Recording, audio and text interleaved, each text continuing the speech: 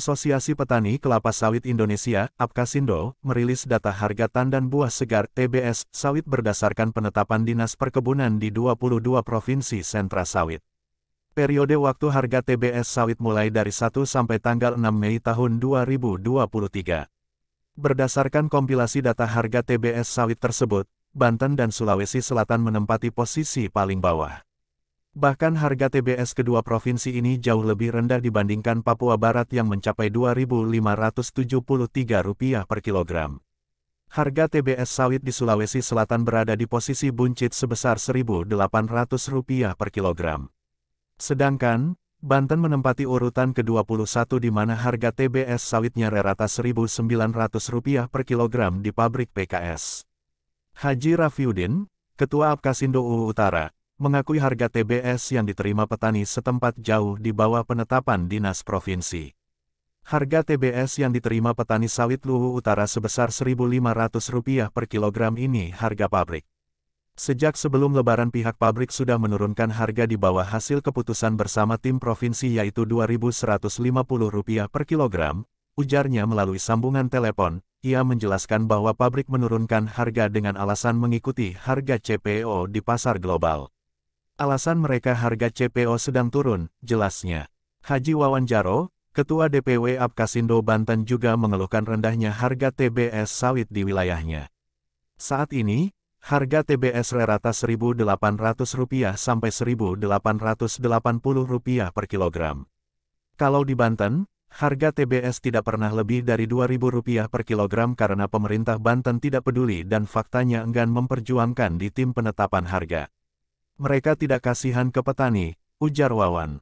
Dr. Gulat Mimanurung, Ketua Umum DPP APKASindo, mengatakan sudah sejak 2 tahun lalu mengkritisi adanya disparitas harga TBS petani di 22 provinsi sawit sangat jauh selisihnya, padahal TBS di Sulawesi Selatan dengan TBS di Jambi sama saja sebagai bahan bakunya CPO dan pengolahan serta pemanfaatan produk dari CPO serta turunannya menyebar di seluruh Indonesia.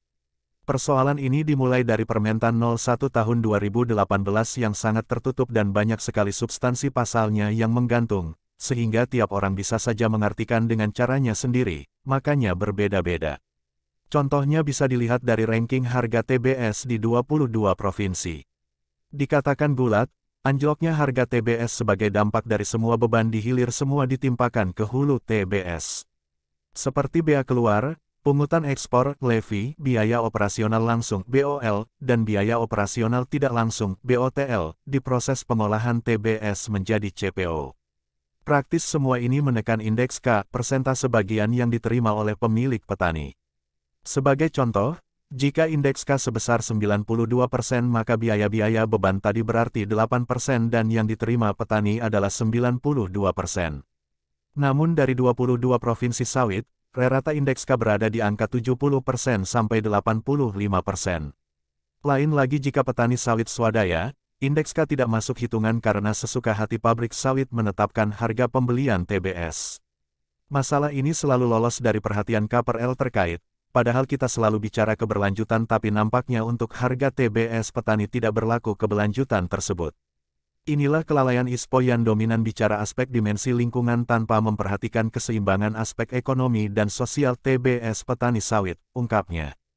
Gulat menegaskan pabrik sawit nakal dan tidak patuh, bukan hanya terjadi di pabrik tanpa kebun melainkan semua pabrik melakukan apabila sumber buah sawitnya dari petani swadaya non-mitra. Inilah yang saya sebut, rakus dan maruk. Perlu dicatat bahwa petani bermitra itu hanya 7% dari total luas perkebunan sawit rakyat, sisanya adalah petani swadaya. Bayangkan pabrik sawit yang merampok keringat petani sawit. Di sisi lain, regulasi dan ketegasan penindakan yang mengatur ini malahan absen atau kosong, jelasnya.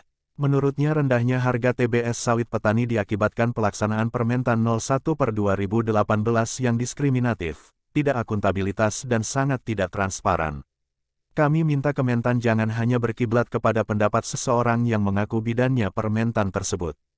Tapi, lihatlah 17 juta petani sawit dan pekerja sawit yang sudah berjibaku di kebun, urainya.